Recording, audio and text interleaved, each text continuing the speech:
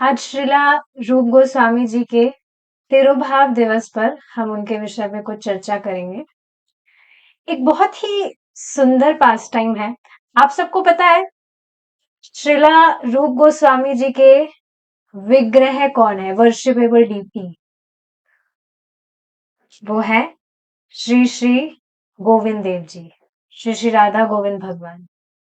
तो उनका कैसे, मतलब भगवान कैसे आए थे, अवतरित हुए थे विग्रह के रूप में, हम उसको डिस्कस करेंगे। ठीक है, तो एक बार क्या हुआ था, श्रीला रूप गोस्वामी जी यमुना नदी पर बैठे थे और सोच रहे थे कि मैंने चैतन्य महाप्रभु ने जो मुझे कहा था, मैं उसको पूरा नहीं कर पाया। तो वो बस इस पर ही विचार कर रहे थे कि चैतन्य महाप्रभु ने मुझे जो आज्ञा दी थी, मैं उसको पूरा नहीं कर पाया, उसका पालन नहीं कर पाया। तो इसी क्षण वहां पर एक बहुत सुंदर व्रजवासी आते हैं और वो श्रीला रूप गोस्वामी जी से पूछते हैं कि आप इतना चिंतित क्यों दिख रहे हैं, क्या बात है? तो श्रीला रूप गोस्वामी जी कहते हैं, मेरा जीवन व्यर्थ है पूरा, क्योंकि मैंने चैतन्य महाप्रभु की जो इच्छा है उसको पूरा नहीं किया। तो फिर उन व्रजवासी ने पूछा कि क्या महाप्रभु ने क्या आज्ञा दी थी आपको, क्या इच्छा पूरी नहीं कर पाए आप उनकी? तो श्रीला रूप गोस्वामी जी बताते हैं कि चैतन्य महाप्रभु ने मुझसे अनुग्रह किया था कि मैं भगवान कृष्ण की भगवान कृष्ण के भगवान कृष्ण का प्रचार करूं और जो भी पवित्र स्थल है उनको मैं वापस से उनकी खोज करूं। कुछ पवित्र स्थल थे जो लॉस्ट हो गए थे उस टाइम पर, तो महाप्रभु ने उनको यही आज्ञा दी थी। तो व्रजवासी ने कहा कि आप इधर आइए, चिंता मत करिए, आप इधर आइए, मुझे फॉलो करिए। तो श्रीला रूप गोस्वामी जी उनको फॉलो करते करते, वो जो ब्रजवासी है वो उनको एक छोटी सी पहाड़ी पर ले जाते हैं और उन्होंने बताया कि इस स्थान को गौर टिला कहते हैं। गौर टिला, गौर टिला, गौरा प्लस टिला, गौर टिला। और यहाँ इस पहाड़ी के अंदर श्री गोविंद देव हैं, अंदर मतलब अंदर धसे हुए हैं। हर दिन यहाँ पर एक गाय आती है और वो अपना सारा दूध इस पहाड़ी पर बहा के चली जाती है। तो बस ये कहते, ये सारी बात बताते ही वो जो व्रजवासी है वो तुरंत लुप्त हो जाते हैं, पता नहीं कहाँ चले जाते हैं, मतलब गायब हो जाते हैं। अब श्रीला रूप गोस्वामी जी कंफ्यूज हो गए सुन के कि वो व्रजवासी था कौन और क्या वो जो कह रहा था क्या वो सच था। तो अगले दिन वहां पर वो उस पहाड़ी पर वापस जाते हैं और वहां पर देखते हैं, वहां पर एक गाय खड़ी होती है और वो अपना सारा दूध उस पहाड़ी पर बहा रही थी। तो श्रीला रूप गोस्वामी जी ये देखकर बहुत ज्यादा he got overwhelmed with Joy and anticipation, बहुत ही ज्यादा भाव विभोर हो गए थे ये सब देखकर कि यहाँ सच में भगवान है। वो जो व्रजवासी है वो झूठ नहीं बोल रहा था, उसकी बात बिल्कुल सच है।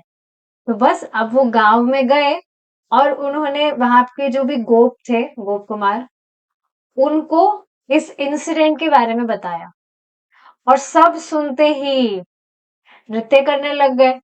सब बहुत खुश हो गए ये जानकर। तो अब उन्होंने क्या किया, श्रीला रूप गोस्वामी जी के साथ गए अपने जो भी हथौड़ा वथौड़ा लेकर, इंस्ट्रूमेंट्स लेकर गए और वहां पर उन्होंने खुदाई करना शुरू कर दिया। और कुछ टाइम के बाद वहां पर से श्री गोविंद देव जी का जो विग्रह है वो बाहर आता है। श्री गोविंद देव भगवान की जय।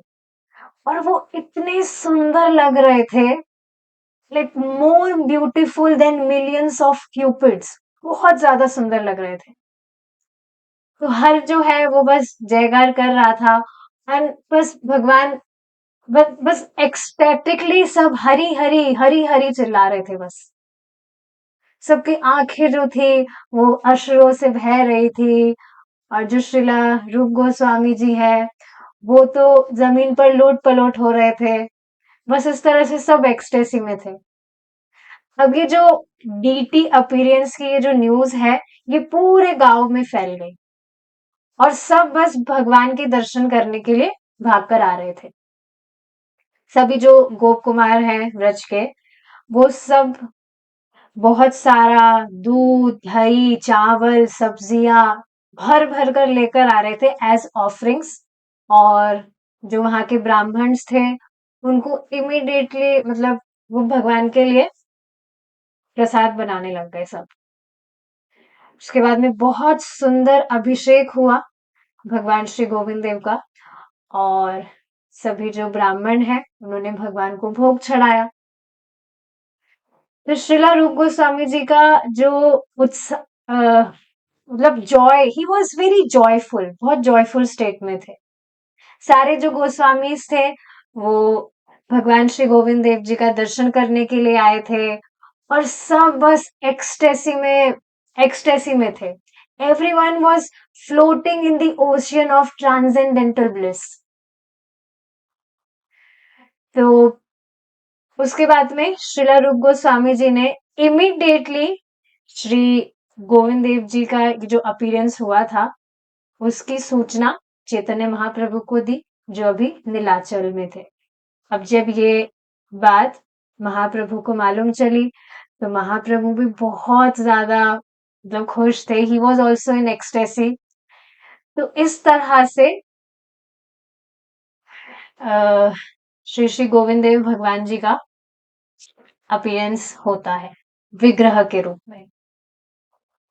ठीक है, तो इसी से ये बहुत ही सुंदर पास टाइम था जो आज हमने डिस्कस किया।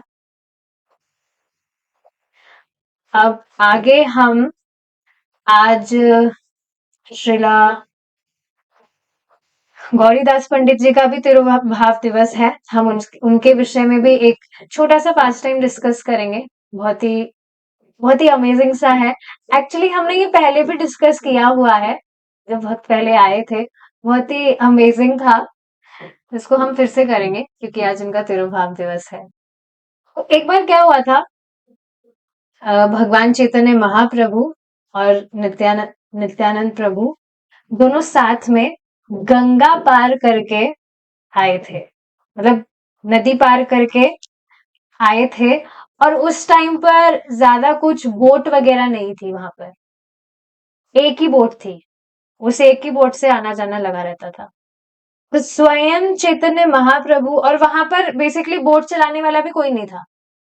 तो स्वयं चैतन्य महाप्रभु बोट चलाकर आए थे गौरीदास पंडित जी के वहां पर। अब जब गौरीदास पंडित जी ने ये देखा तो उनको देखकर चैतन्य महाप्रभु नित्यानंद प्रभु को देखकर वो तो भाव विभोर हो गए थे। श्रीला गौरीदास पंडित जी कृष्ण लीला में भगवान के सखा हैं और श्रीला रूप गोस्वामी जी कृष्ण लीला में श्रीला रूप मंजरी है। तो हाँ, जो श्रीला गौरदास पंडित जी हैं वो इस तरह से भगवान को देखकर भाव विभोर हो गए थे। अब कुछ दिन तक भगवान गौरीदास पंडित जी के यहाँ पर रुके थे। 7 दिन बीत गए तो उसके बाद में भगवान को जाना था। लेकिन गौरीदास पंडित जी भगवान को नहीं जाने दे रहे थे कि आप इतने दिनों बाद तो आए हैं, थोड़े दिन और रुकिए, आप अभी मत जाइए। तो ठीक है, भगवान और रुक गए। अब ऐसे करते करते पूरा 1 महीना बीत गया। तो भगवान ने कहा, चैतन्य महाप्रभु ने कहा कि अब तो हमें जाना होगा। प्रचार कैसे होगा अगर हम नहीं जाएंगे? तो इतने दिन हो गए अब तो गौरीदास पंडित जी जो थे वो मतलब he was so much in ecstasy again. स्वयं चैतन्य महाप्रभु और नित्यानंद प्रभु उनके घर आए थे। तो आप सोचिए ना, अभी आप भगवान के साथ है, सोचिए भगवान आपके पास आ गए तो क्या आप भगवान को जाने देंगे कभी? या चलिए भगवान नहीं, अगर कोई और भी व्यक्ति है जिससे आप बहुत प्रेम करते हैं, बहुत ज्यादा, जैसे एग्जाम्पल से समझिए कोई माता है, उसका बच्चा कहीं बाहर पढ़ाई करने गया है। अब छुट्टियों में वो अगर रहने आया है, तो अब माता का तो मन नहीं करेगा ना कि वो अपने बच्चे को बाहर कहीं भेजे। तो इसी तरह से जो गौरीदास पंडित जी थे, वो बस नहीं चाह रहे थे कि भगवान जाए। और उन्होंने ऐसे और बोल रखा था कि अगर आप बिना बताए गए, तो मैं गंगा में जाकर अपने प्राण त्याग दूंगा। चैतन्य महाप्रभु ने कहा कि इसका कोई भरोसा नहीं है, सच में ऐसा कर सकता है, लेकिन कुछ ना कुछ उपाय तो हमें करना ही होगा। अब चैतन्य महाप्रभु की इच्छा थी कि उनके विग्रह की भी सेवा हो। तो उन्होंने एक मूर्तिकार को बुलाया कि हम यहाँ पर इस तरह से खड़े रहेंगे, आपको वैसे ही कार्विंग करनी होगी विग्रह की। तो अब वहां पर वो खड़े थे, तो उन्होंने उस मूर्तिकार ने same to same Chaitanya Mahaprabhu और नित्यानंद प्रभु का सेम टू सेम बिल्कुल एग्जैक्ट जो विग्रह है उसकी कार्विंग कर दी। एग्जैक्ट 7 फुट हाइट, और जो भी भगवान के फीचर्स थे, बिल्कुल उनको देखकर लग ही नहीं रहा था कि वो विग्रह है क्या। बिल्कुल चैतन्य महाप्रभु और नित्यानंद प्रभु ही लग रहे थे वो, साक्षात जैसे वही हो। बिल्कुल सेम वैसा का वैसा ड्रेसिंग, सारा A to Z वैसा ही था। तो अब उन्होंने गौरीदास पंडित जी को विग्रह दिए। उन्होंने कहा चलो अब हमें जाना होगा, पर हम ये विग्रह आपके पास छोड़कर जा रहे हैं, और हम में और इन विग्रह में कोई अंतर नहीं है, और वास्तव में कोई अंतर नहीं है। ये बात समझनी चाहिए। वास्तव में भगवान में चैतन्य महाप्रभु और नित्यानंद प्रभु और उन विग्रह में कोई अंतर नहीं है, कोई भेद नहीं है। तो आप उनको ऑल्टर में रखिए और इनकी पूजा करिए। अब गौरीदास पंडित बहुत ही ज्यादा इंटेलिजेंट थे। वो कहे अच्छा, इनमें और आप में कोई अंतर नहीं है ना, तो आप यहीं रहिए और इन विग्रह को जाने दीजिए प्रचार के लिए। आप मेरे साथ यहीं रहिए, विग्रह को जाने दीजिए, ये कर लेंगे प्रचार, आप यहीं रहिए। तो चैतन्य महाप्रभु ने कहा ठीक है भाई, कैसा आप कहें। अब देखा तो वो विग्रह चलने लगे। और गौरीदास पंडित जी ने लगाया डंडा जोर से कि रुको, कहाँ जा रहे हो। तो फिर उसके बाद में महाप्रभु और नित्यानंद प्रभु चलने लगे। तो वापस से वहां पे डंडा लगाते हैं कि आप कहाँ जा रहे हैं। अब वो देखकर घबरा गए कि इनमें से कौन से असली गौरा नित्याई है, कौन से विग्रह है। उनको कुछ समझ ही नहीं आ रहा था। जब बोलते तो चारों एक साथ बोलते, जब गौरीदास पंडित भगवान के लिए कुकिंग करते, तो उनको ऑफ सर्व करते, तो अब चारों साथ में खाते। बात करते तो चारों बोलते। तो इस तरह से गौरीदास पंडित थोड़ा कंफ्यूज हो गए थे कि ये हो क्या रहा है। बाद में महाप्रभु ने उन्हें कहा कि देखो, आप दोनों साइड मत रखिए, आप दोनों साइड मत रखिए, एक को आप प्रचार के लिए भेज दीजिए, या तो हमें जाने दीजिए या विग्रह को जाने दीजिए। एक को अपने पास रखिए, ऐसे प्रचार रुका हुआ है तो ये अच्छी बात नहीं है। तो उन्होंने ऑल्टर में विग्रह को रखा, और फिर यहाँ गौरा निताई चल गए। अब वो देखे कि एक ऑल्टर में है, एक सेट ऑल्टर में बैठे हैं और एक जा रहे हैं। अब पेड़ पर वो चढ़ गए, पेड़ पर चढ़कर देखने लगे कि यहाँ ऑल्टर में भी बैठे हैं और वहां पर गंगा की तरफ जा भी रहे हैं। लेकिन उनको विश्वास था कि मेरे घर में गौरा निताई है। अब गौरादास पंडित जी के एक शिष्य थे जिनका नाम था चैतन्य दास।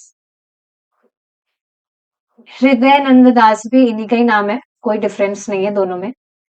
तो अब गौर पूर्णिमा आने को थी।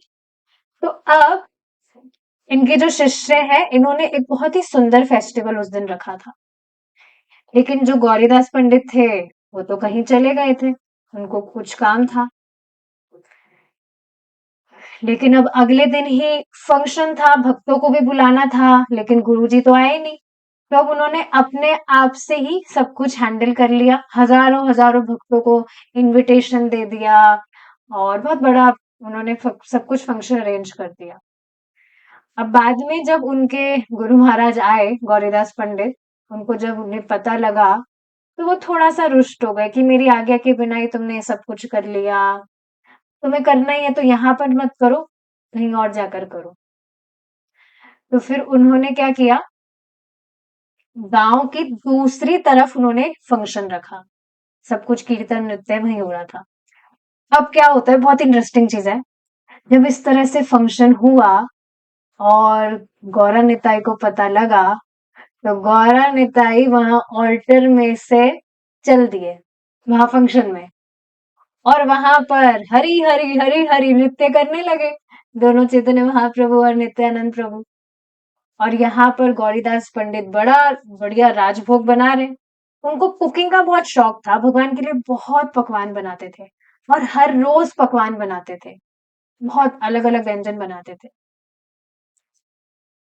तो इस पर भी एक आता है पास टाइम, जिसमें एक बार उन्होंने, वो डेली ही बहुत, मतलब उनको श्रम तो लगता ही है ना कुकिंग में भी, तो बहुत श्रम उनको लगता था इस तरह से बहुत बहुत व्यंजन बनाने में। तो एक दिन उन्होंने ऑफरिंग किया भगवान को, चैतन्य महाप्रभु को, तो वो स्वीकार ही नहीं कर रहे थे।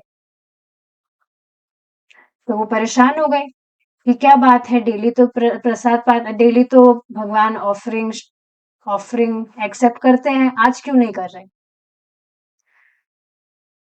तो फिर बाद में उन्होंने पूछा कि क्या हुआ, आज आप मुझसे रुष्ट है, क्या आप क्यों नहीं ऑफरिंग एक्सेप्ट कर रहे हैं। तो उन्होंने कहा कि मैं, तुम्हारी जो अवस्था है उसको देखकर मैं खुश नहीं हूँ, कितना तुम श्रम करके बनाते हो, ये ये सब श्रम देखकर मुझे अच्छा नहीं लगता।